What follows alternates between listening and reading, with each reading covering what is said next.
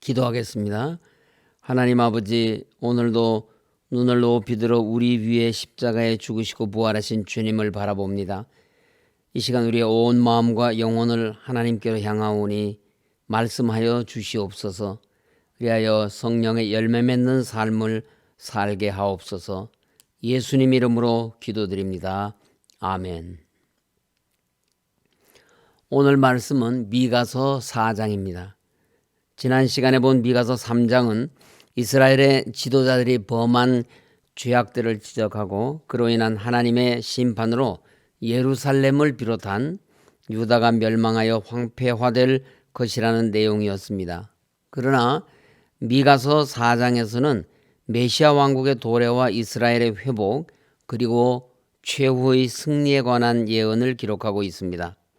유다가 하나님의 심판으로 멸망하여 끝나는 것이 아니고 하나님께서 정하신 때가 되면 다시 회복되고 여러 이방 나라들이 회심하여 율법 곧 하나님의 말씀을 중심으로 한 온전한 평화의 시대가 이루어질 것이라는 예언을 하고 있습니다. 미가서 3장 12절에서 미가 선지자는 예루살렘과 예루살렘 성전이 파괴될 것을 너희로 말미암아 시온은 갈아엎은 밭이 되고 예루살렘은 무더기가 되고 성전에 사는 수풀의 높은 곳이 되리라고 예언하였습니다. 그런데 본문 4장 1절에서는 끝날에 이르러는 여호와의 전의 산이 산들의 꼭대기에 굳게 서며 작은 산들 위에 뛰어나고 민족들이 그리로 몰려갈 것이라고 예언하고 있습니다. 여기에서 끝날이란 하나님의 경륜 가운데 정해진 한 시대가 끝나고 새로운 시대가 도래하는 때를 말합니다. 구약 시대가 마감되고 새로운 시대인 신약 시대가 도래하는 때를 말합니다. 그러므로 본문 1절 말씀은 예루살렘 성전이 회복될 것을 예언한 것이 아니라 끝날 곧 종말에 일어날 일에 대한 예언입니다. 따라서 1절에 여호와의 전에 사는 시온산에 있는 예루살렘 성전이 아니라 하나님께서 예루살렘 성전 대신 새로운 하나님의 임재 처소로 삼으신 교회를 가리킵니다. 여호와의 전의 산과 대비를 이루는 산들과 작은 산들은 세상 나라와 세상의 권력들을 상징합니다. 그러므로 끝날에 이르러는 여호와의 전의 산이 산들의 꼭대기에 굳게 서며 작은 산들 위에 뛰어나다는 것은 여호와의 전의 산이 의미하는 교회가 세상 나라나 권력보다 탁월한 위치에 설 것을 나타낸 것입니다. 신약시대의 교회가 세계 만민의 구원을 위한 유일한 신적 기관이 될 것에 대한 예언입니다. 그러므로 민족들이 그리로 즉 신약의 교회로 몰려갈 것이라는 것은 만민을 구원할 신적 기관인 교회의 탁월성에 따른 당연한 귀결인 것입니다. 교회가 세상의 그 어떤 산들, 곧 세상의 그 무엇보다도 그 누구보다도 탁월한 가장 중요한 이유는 하나님의 집이요 예수님이 머리가 되시는 교회만 참된 구원과 생명이 있기 때문입니다. 세상의 그 어떤 것들도 사람에게 구원과 생명을 줄 수가 없습니다. 그러나 예수님은 피값으로 사신 교회에는 예수님의 십자가 대속의 죽음으로 말미암은 구원과 생명이 있으며 교회로 나온 자들로 하여금 영생의 하나님을 만나게 하여 구원에 이르게 합니다. 그렇기 때문에 교회는 모든 산들 위에 뛰어날 수밖에 없고 민족들은 교회로 몰려들 수밖에 없습니다. 사람들이 가장 염원하는 바는 죽음에서 구원과 생명을 얻는 것입니다. 이러한 구원과 생명이 교회 안에 있으니 어떻게 교회가 모든 산들 위에 뛰어나지 않을 수가 있겠습니까? 그런데 교회가 세상 그 어떤 것보다 뛰어난 것은 구원과 생명으로 인도할 뿐만 아니라 영원히 무너지지 않는다는 것입니다. 끝날에 이르러는 여호와의 전의 산이 산들의 꼭대기에 굳게 서며라고 했습니다. 여기 굳게로 번역된 히브리어 원어는 우뚝 또는 영구히로도 번역할 수 있기 때문에 미가 선지자의 예언의 말씀대로 교회는 파괴되지 않고 영원히 설 것입니다. 교회가 이 땅 위에 세워진 이래 얼마나 많은 세상 나라와 민족들이 멸망하여 사라졌습니까? 그러나 교회는 위기의 시대가 없었던 것은 아니지만 그럼에도 불구하고 갈수록 더욱더 견고하여져 갔고 부흥하였습니다. 끝날이 가까워질수록 교회는 사탄과 사탄의 사주를 받은 적그리스도로 인해 대환란의 고난을 당하게 될 것이지만 그때에도 교회는 망하지 않습니다. 하나님께서 이처럼 교회를 영구히 든든히 세우시고 망하거나 쇠하지 않게 하시는 이유가 어디에 있습니까? 그것은 예수님이 교회의 머리가 되시기 때문입니다. 또한 교회를 통해 하나님의 구속 역사를 성취하시며 완성하시기 위해서입니다. 하나님께서는 교회를 세우시고 굳게 하시는 것처럼 교회 중심으로 신앙을 지키는 우리 성도들 또한 영구히 굳게 지키시며 하나님의 보호 속에 영원한 구원에 이르게 하실 것입니다. 하나님께서 시편 125편 1, 2절에서 이것을 약속해 주셨습니다. 여호와를 의지하는 자는 시온산이 흔들리지 아니하고 영원히 있음 같도다. 산들이 예루살렘을 두름과 같이 여호와께서 그의 백성을 지금부터 영원까지 두루시리로다. 본문 2절을 보면 끝날이 이르러 여호와의 전의 산이 산들의 꼭대기에 서게 되는 날 많은 이방 사람들이 가며 이르기를 오라 우리가 여호와의 산에 올라가서 야곱의 하나님의 전에 이르자 그가 그의 도를 가지고 우리에게 가르치실 것이니라. 우리가 그의 길로 행하리라고 할 것이라고 하였습니다. 그리고 그 이유를 이렇게 말씀하십니다. 이는 율법이 시온에서부터 나올 것이요 여호와의 말씀이 예루살렘에서부터 나올 것임이라. 여기서 시온과 예루살렘은 1절에 여호와의 전의 산을 말합니다. 이것은 또한 신약교회를 가리키는 표현으로서 구약의 예루살렘 성전에 하나님이 임재하신 것처럼 신약의 교회에도 하나님께서 임재하여 계신다는 것을 나타낸 말입니다. 신약시대 율법과 구약시대 율법과 여호와의 말씀은 시온과 예루살렘에서 나왔습니다. 그에 반해 오늘날 신약시대에는 율법과 여호와의 말씀은 교회로부터 나옵니다. 율법과 여호와의 말씀은 하나님의 말씀을 의미하지만 또 한편으로는 하나님의 구원을 의미합니다. 왜냐하면 구원은 하나님의 말씀으로 말미암기 때문에 그렇습니다. 다시 말해서 율법과 여호와의 말씀이 시온과 예루살렘에서 나온다는 것은 교회가 유일한 하나님의 구원의 통로라는 말씀입니다. 예루살렘 성전 자체가 구원을 줄 수 없었던 것처럼 교회도 교회 그 자체로 사람들이 구원을 얻게 하지는 못합니다. 구원은 교회가 아닌 하나님의 은혜와 예수님께서 십자가에서 이루어 주신 대속적인 죽음으로 인한 구원에 대한 믿음으로 얻기 때문입니다. 그럼에도 불구하고 교회를 통하지 않고서는 구원을 얻기 힘들다고 말하는 이유는 교회를 통해서 바른 말씀의 선포를 들을 수 있으며 바른 신앙생활과 성부, 성자, 성령, 삼일체 하나님에 대한 바른 믿음을 가질 수 있기 때문입니다. 예수님이 왜 그 보배로우신 피를 흘려 십자가에서 죽으시고 그 보배로우신 피로 교회를 세우셨는지 또 교회를 유일한 구원의 통로로 세우셨는지 또한 초대교회 당시 교회를 굳건하게 세우기 위해 교회의 기초요 기둥 같은 자들로 역임을 받은 사도들이 왜 교회를 위해 순교를 마다하지 않았는지를 우리는 생각해 보아야 합니다.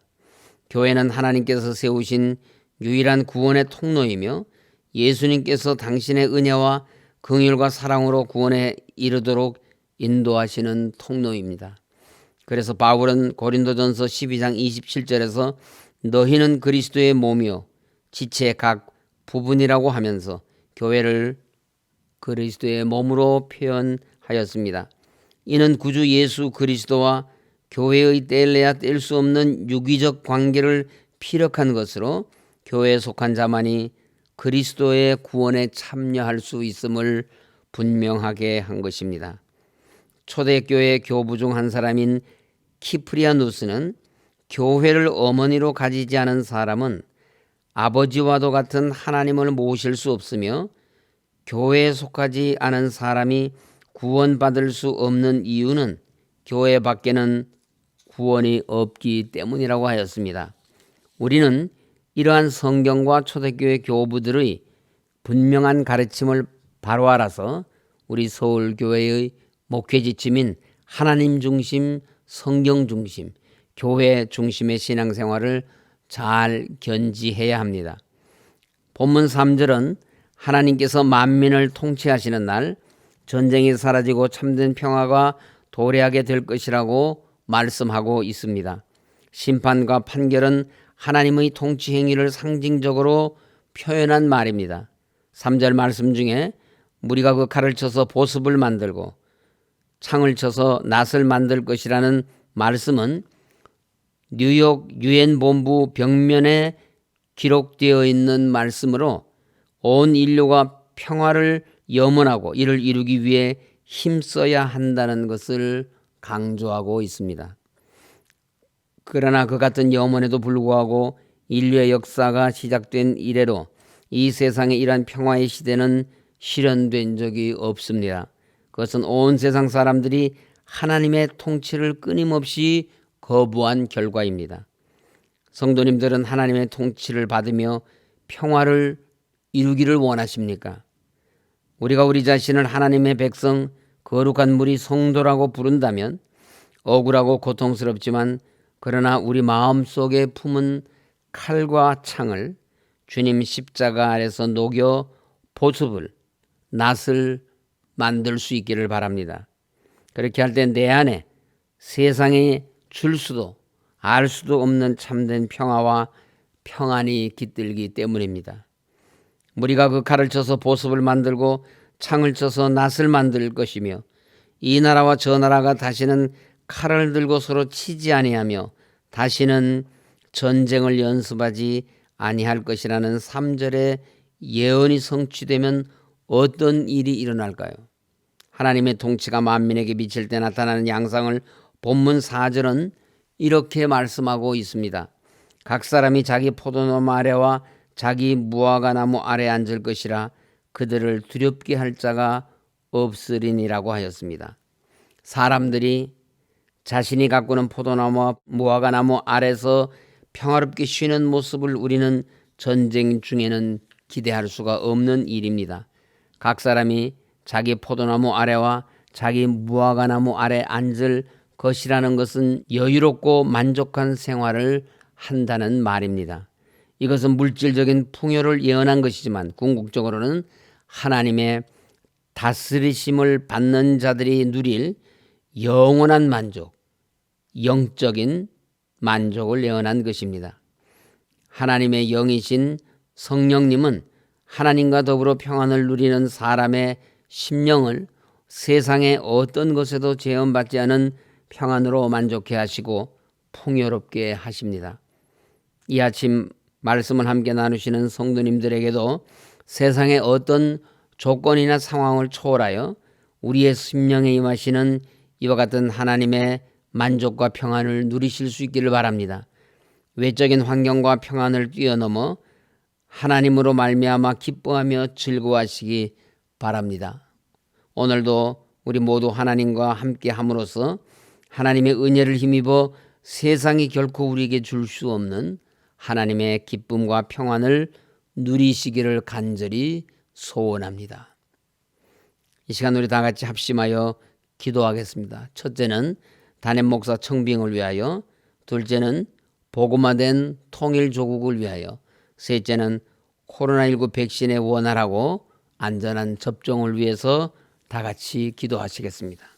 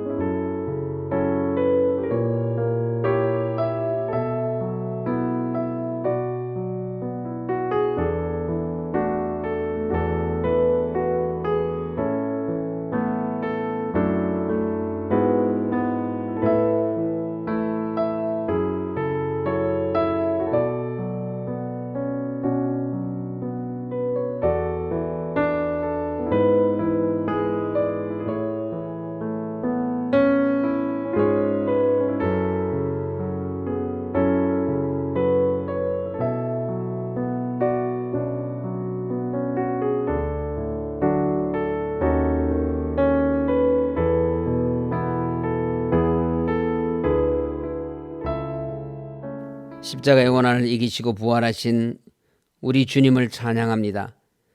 우리 모두 부활의 신앙으로 하나 되어 주님 피 흘려 세우신 우리 서울교회를 통하여 하나님의 거룩하신 뜻을 이루어 드릴 수 있도록 인도하여 주옵소서. 우리 교회를 통하여 하나님을 온전히 받들어 섬기실 담임 목사님을 하나님께서 친히 찾아 보내주시어서 우리 교회가 오직 성경, 오직 믿음, 오직 은혜 안에 든든하게 세워지게 하여 주옵소서.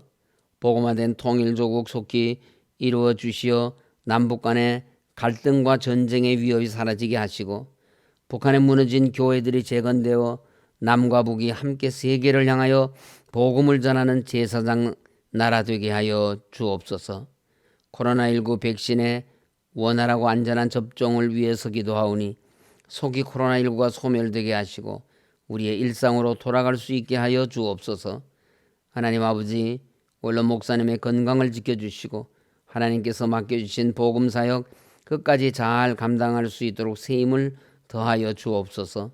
홍순복 사모님 수술 후 회복 중에 계시오니 우리 하나님의 도우심으로 잘 치료되게 하여 주시옵소서. 수술을 준비하며 수술 후 회복을 위해 기도하고 있는 성도들과 하나님의 도우심을 구하는 많은 성도들의 간구를 들으시고 응답하여 주옵소서. 예수님 이름으로 기도드립니다. 아멘. 하늘에 계신 우리 아버지, 아버지의 이름을 거룩하게 하시며 아버지의 나라가 오게 하시며 아버지의 뜻이 하늘에서와 같이 땅에서도 이루어지게 하소서. 오늘 우리에게 일용할 양식을 주시고 우리가 우리에게 잘못한 사람을 용서하여 준 것 같이 우리 죄를 용서하여 주시고 우리를 시험에 빠지지 않게 하시고 악에서 구하소서. 나라와 권능과 영광이 영원히 아버지의 것입니다. 아멘. 오늘도 교회와 나라와 민족을 위해서 기도해 주신 여러분께 진심으로 감사드립니다.